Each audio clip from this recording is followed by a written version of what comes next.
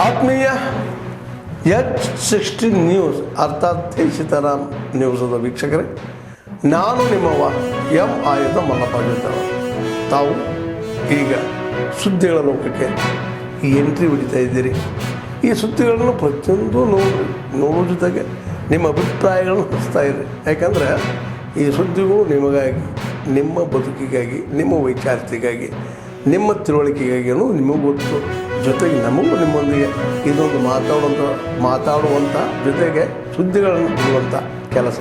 ಈ ಕೆಲಸದಲ್ಲಿ ನಾವು ನಿಮ್ಮೊಂದಿಗೆ ಇದ್ದೀವಿ ಅಂತ ಹೇಳ್ತಾ ನೋಡ್ತಾ ಇರಿ ಸುದ್ದಿಗಳನ್ನು.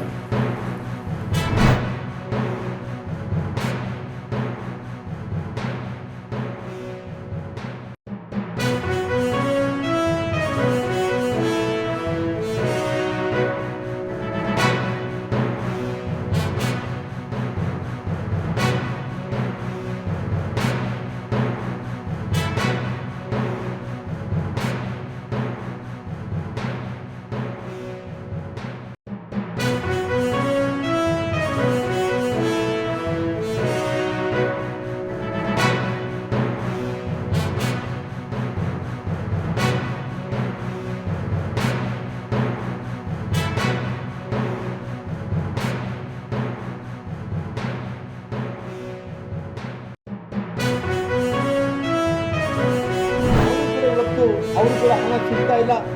ಅದಕ್ಕೆ ಗಂಗಾ ಕಲ್ಯಾಣ ಯೋಜನೆಯಲ್ಲಿ ಬೋರ್ವೆಲ್ ತೋರಿಸ್ಬೇಕಾಗಿತ್ತು. ಒಂದೊಂದು ಜಿಲ್ಲೆಗೆ ಒಂದು ಬರ್ತಾ ಇದ್ದಾರಂತ, ಒಂದೋ ಎರಡೋ ಬರ್ತಾ ಇದೆ. ನಾವು BJP ಗೌರ್ಮೆಂಟಲ್ಲಿ ಕೊಟ್ಟಿದ್ದೆ ಇವತ್ತು ತೋರಿಸ್ತಾ ಇದ್ದಾರೆ. ಅಲ್ಲಿ ಹೊಸದಾಗಿ ಯಾವುದು ತೋರಿಸೋಕೆ ಆಗ್ತಾ ಇಲ್ಲ, ಒಂದು ಎರಡು ಬರ್ತಾ ಇದ್ದಾವೆ. ಇವತ್ತು ಜನರು ನಿಮಗೆ ಶಾಸಕರಿಗೆ ಒತ್ತಾಯ ಕೂಡ ಆಗ್ತಾ ಇದೆ. ಅದೇ ರೀತಿ ನಿಗಮಗಳಲ್ಲಿ ಇವತ್ತು ಎಲ್ಲ ಹಣದಾರ ಎಲ್ಲ ನಿಗಮಗಳಲ್ಲಿ ಸಮಾಜ ಕಲ್ಯಾಣ ಇಲಾಖೆಯಲ್ಲಿ ಹತ್ತತ್ರ ಒಂದು 15 ನಿಗಮಗಳೇನಂತ ಬರ್ತಾವೆ. ಎಲ್ಲ ನಿಗಮಗಳಲ್ಲಿ ಹಣ ಖಾಲಿ ಮಾಡಿಬಿಡ್ತಾರೆ. ಎಲ್ಲ ನಿಗಮಗಳಲ್ಲಿ ಹಣ ಅಂತೂ ಏನು ಉಳಿಸಲೇ ಇಲ್ಲ. ಇವತ್ತು ಆ ನಿಗಮಗಳಲ್ಲಿ ಉದ್ದೇಶ ಏನು? ಅವತ್ತು ನಿಗಮಗಳನ್ನು ಸ್ಥಾಪನೆ ಮಾಡುವಂಥ ಟೈಮ್ನ ಉದ್ದೇಶ ಏನು? ಇವತ್ತು ಆ ಉದ್ದೇಶವನ್ನು ಗಾಳಿಗೆ ತೂರ್ತಾ ಇದ್ದಾರದನ್ನ ಜನರು ನೋಡ್ತಾ ಸುಮ್ಮನೆ ಅಂತ ಕೊಡೋಕ್ಕಾಗಲ್ಲ. ಅದಕ್ಕೋಸ್ಕರವಾಗಿ ನಮ್ಮ ಭಾರತೀಯ ಜನತಾ ಪಾರ್ಟಿ ನಿಲುವಿಷ್ಟೇ. ಇವತ್ತು ಮುಂದಿನ ದಿನಗಳಲ್ಲಿ ಈ ರೀತಿ ಮಾಡೋಕ್ಕೆ ನಾವು ಕಾನೂನಲ್ಲಿ ಅವಕಾಶ ಇಲ್ಲ, ಬಾಬಾ ಸಾಹೇಬ್ ಅಂಬೇಡ್ಕರ್ ಸಂವಿಧಾನದಲ್ಲಿ ಕೂಡ ಅವಕಾಶ ಇಲ್ಲ. ಇಂಥ ಅಪಮಾನ ಮಾಡತಕ್ಕಂಥ ಜನರಿಗೆ ಇವತ್ತು ಎಲ್ಲ ಒಂದು ಕಡೆ ಅವರಿಗೆ ಧೈರ್ಯವಾಗಿ ನಿಂತು ಮಾತಾಡಬೇಕು. ಅವ್ರು ಮಾಡ್ತಾ ಇರುವಂಥ ಸರ್ಕಾರ ತಪ್ಪು. ಇವತ್ತು SC ಜನಾಂಗಕ್ಕೆ ಇವತ್ತು ಎಲ್ಲ ಸವಲತ್ತುಗಳನ್ನು ಕಳ್ಕೊತಾ ಇದ್ದಾರೆ ಅಂತ ತಿಳಿಸ್ಬೇಕನ್ನೋ ಕಾರಣದಿಂದ ಇವತ್ತು ಎಲ್ಲ ಕಡೆಗಳು ಹೋಗಿ ಇವತ್ತು ಇದು ಜನಾಂದೋಲನ ಕಾರ್ಯಕ್ರಮಗಳನ್ನು ಕೂಡ ನಾವು ಮಾಡ್ತಾ ಇದ್ದೀವಿ. नरेंद्र मोदी के बीच के आयोग के अध्यक्ष उर्सुला यूरोपीय आयोग के अध्यक्ष उर्सुला वॉन डर लेयन और बेहद ही महत्वपूर्ण ये वार्ता मानी जा रही है. और फिर सितंबर 2023 में G20 नेताओं के शिखर सम्मेलन में संसदीय चुनावों के बाद दिसंबर 2024 में वर्तमान यूरोपीय आयोग के जनादेश की शुरुआत के बाद पहली बार ऐसी यात्राओं में से ये एक है. और अपनी यात्रा के दौरान प्रधानमंत्री मोदी और उर्सुला वॉन डर लेयन के बीच प्रतिनिधिमंडल वार्ता की शुरुआत होने जा रही है हैदराबाद हाउस में. बेहद ही महत्वपूर्ण मुद्दों पर चर्चा की जाएगी. जल्द से जल्द अंतिम रूप देने की दिशा में और जलवायु परिवर्तन से पहले यूरोपीय आयोग के अध्यक्ष उर्सुला वॉन डर लेयन ने कल विदेश मंत्री डॉक्टर S जयशंकर से मुलाकात की थी. और हैदराबाद हाउस की ये तस्वीरें जहां उच्च स्तरीय वार्ता की शुरुआत होगी प्रधानमंत्री नरेंद्र मोदी और यूरोपीय आयोग के शीर्ष नेतृत्व के साथ. इसकी तस्वीरें आ चुकी हैं, वो हम आपको बता रहे हैं. प्रधानमंत्री नरेंद्र मोदी यूरोपीय आयोग के अध्यक्ष बातचीत करते हुए यूरोपीय आयोग अध्यक्ष के साथ उनका पूरा प्रतिनिधिमंडल बताया हुआ है. 2 दिन की भारत यात्रा पर है यूरोपीय आयोग अध्यक्ष और उनका प्रतिनिधिमंडल.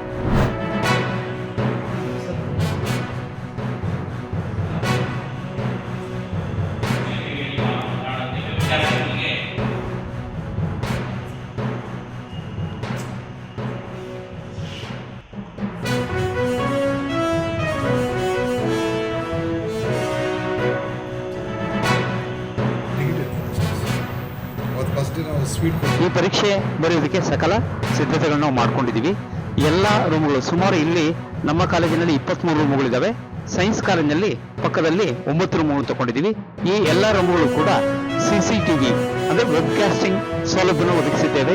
ಮತ್ತೆ ವಿದ್ಯಾರ್ಥಿಗಳಿಗೆ ಅನುಕೂಲತೆಗಳು ಮಾಡಿಕೊಂಡಿದ್ದೀವಿ. ಕುಡಿಯುವ ನೀರು ಆಗಿರ್ಬೋದು, ಮತ್ತೆ ಬೆಳಕಿನ ವ್ಯವಸ್ಥೆ, ಮತ್ತೆ ಟಾಯ್ಲೆಟ್, ಮತ್ತೆ ಶೌಚಾಲಯದ ಎಲ್ಲ ವ್ಯವಸ್ಥೆಯನ್ನು ಕೂಡ ನಾವು ಮಾಡ್ಕೊಂಡಿದ್ದೀವಿ. ನಾವು ಏನು ಮಾರ್ಚ್ 1ರಿಂದ ಪ್ರಾರಂಭವಾಗಿರ್ತಕ್ಕಂಥ ದ್ವಿತೀಯ PUC ಪರೀಕ್ಷೆ ಎಲ್ಲ ಸಿದ್ಧತೆಗಳನ್ನು ಮಾಡ್ಕೊಂಡಿದ್ದೀವಿ. ನಮ್ಮ ಉಪನಿರ್ದೇಶಕರ ಮಾರ್ಗದರ್ಶನದಲ್ಲಿ ಈ ಸಾರಿ ಪರೀಕ್ಷೆ ನಡೀತದೆ. ಒಳ್ಳೆ ರಿಸಲ್ಟ್ಸನ್ನ ತರ್ತೀವಿ ನಾವು. ಯಾಕಂದರೆ ನಾವು 3 ಪ್ರಿಪ್ರೇಟರಿ ಎಕ್ಸಾಮಿನೇಷನ್ಸು, ಪ್ರತಿ ತಿಂಗಳು ಒಂದೊಂದು ಎಕ್ಸಾಮಿನೇಷನ್ಸು ಎಲ್ಲ ಮಾಡಿದ್ದೀವಿ. CET ಅಂತಲೂ ತುಂಬ ಬಡವರಿಗೆ ಅನುಕೂಲ ಆಗಿದೆ. ಅಷ್ಟು ರೀತಿಯಾಗಿ ಸರ್ಕಾರ ಅದನ್ನು ವ್ಯವಸ್ಥೆ ಮಾಡಿದೆ. ಅದನ್ನೇ ನಾವು ಫಾಲೋ ಮಾಡಿದ್ದೀವಿ. 2 ಮಾರ್ಕ್ ಟೆಸ್ಟ್ಗಳನ್ನು ಸಹ ವ್ಯವಸ್ಥೆ ಮಾಡಿದ್ದೀವಿ. ಹಾಗಾಗಿ ವಿಜ್ಞಾನ ವಿಭಾಗದಲ್ಲಿ ಈ ಸರಿ ಸುಮಾರು ನಮಗೆ 5,000 ಒಳಗಡೆ ರ್ಯಾಂಕಲ್ಲಿ ಒಂದು 50 ಜನ ವಿದ್ಯಾರ್ಥಿಗಳು ಬರ್ತಾರಂತ ನಾನು ವಿಶ್ವಾಸದಿಂದ ಹೇಳ್ತೀನಿ. ಪರೀಕ್ಷೆಯನ್ನು ಸುಸೂತ್ರವಾಗಿ ನಡೆಸಲು ಎಲ್ಲ ವ್ಯವಸ್ಥೆಯನ್ನು ಮಾಡಿಕೊಂಡಿರ್ತಾರೆ. ಅದೇ ರೀತಿ ಇಲಾಖೆಯಿಂದ ಸಾಮುಖ್ಯ ಅಧೀಕ್ಷಕರು, ಜಾಗೃತ ದಳ ಸದಸ್ಯರು ಹಾಗೂ ಜಿಲ್ಲಾ ಜಾಗೃತ ದಳದ ಸ್ಕ್ವಾಡನ್ನು ಇಲಾಖೆಯವರು ಅಲರ್ಟ್ ಮಾಡ್ತಾ ಇದ್ದಾರೆ. ಈ ರೀತಿ ಸಿದ್ಧತೆಯನ್ನು ಮಾಡಿಕೊಂಡಿದ್ದು ದ್ವಿತೀಯ PUC ವಾರ್ಷಿಕ ಪರೀಕ್ಷೆಗೆ ವೆಬ್ಕಾಸ್ಟಿಂಗ್ ವ್ಯವಸ್ಥೆಯನ್ನು ಕೂಡ ಮಾಡಿಕೊಳ್ಳಲಾಗಿದೆ. ಇದು ಕಡ್ಡಾಯವಾಗಿದೆ. ನಾವು ವೆಬ್ಕಾಸ್ಟಿಂಗ್ ವ್ಯವಸ್ಥೆಯನ್ನು ಚಿತ್ರದುರ್ಗ ಡಯಟ್ನಲ್ಲಿ ವೀಕ್ಷಣೆ ಮಾಡ್ತಕ್ಕಂಥ ವ್ಯವಸ್ಥೆಯನ್ನು ಸಿದ್ಧತೆ ಮಾಡಿಕೊಂಡಿದ್ದೀವಿ. ಇದಕ್ಕೆ ಜಿಲ್ಲಾಧಿಕಾರಿಗಳು ಮತ್ತು ಕಾರ್ಯನಿರ್ವಹಣಾಧಿಕಾರಿಗಳ ಒಂದು ಸಹಕಾರದಿಂದ ಅಲ್ಲಿ ನೀವು ಆ ಒಂದು ವ್ಯವಸ್ಥೆಯನ್ನು ಮಾಡ್ಕೊಳ್ಳಿ ಅಂತೇಳಿ ತಿಳಿಸಿದ್ದಾರೆ. ಅದರಂತೆ ನಾವು ಅಲ್ಲಿ ಮಾಡಿಕೊಂಡು ವೆಬ್ಕಾಸ್ಟಿಂಗ್ ವೀಕ್ಷಣೆ ಮಾಡ್ತಕ್ಕಂಥ ವ್ಯವಸ್ಥೆಯನ್ನು ಮಾಡಿಕೊಂಡಿದ್ದು, ವೆಬ್ಕಾಸ್ಟಿಂಗ್ ವೀಕ್ಷಣೆಗೆ ಸುಮಾರು 10 ಉಪನ್ಯಾಸಕರನ್ನು ನಿಯೋಜಿಸಲಾಗಿದೆ. ಆತ್ಮೀಯರೇ, ಎಲ್ಲ ಸುದ್ದಿಗಳನ್ನು ನೋಡಿದ್ರಲ್ಲ, ಏನು ಅನಿಸ್ತು ನಿಮಗೆ? ಇದರಲ್ಲೇ ನಿಮ್ಗೆ ಲೈಕ್ ಆಗಿರ್ಬೋದು, ಡಿಸ್ಲೈಕು ಆಗಿರ್ಬೋದು, ಕಾಮೆಂಟ್ ಬೇಡಪ್ಪ ಅಂತೂ ಅನಿಸಿರ್ಬೋದು, ಕಾಮೆಂಟ್ ಮಾಡಬೇಕಪ್ಪ ಅನಿಸಿರ್ಬೋದು, ಶೇರ್ ಮಾಡಬಾರ್ದಪ್ಪ ಅನಿಸಿರ್ಬೋದು, ಅದು ಮಾಡಬೇಕು ಅನಿಸಿರ್ಬೋದು.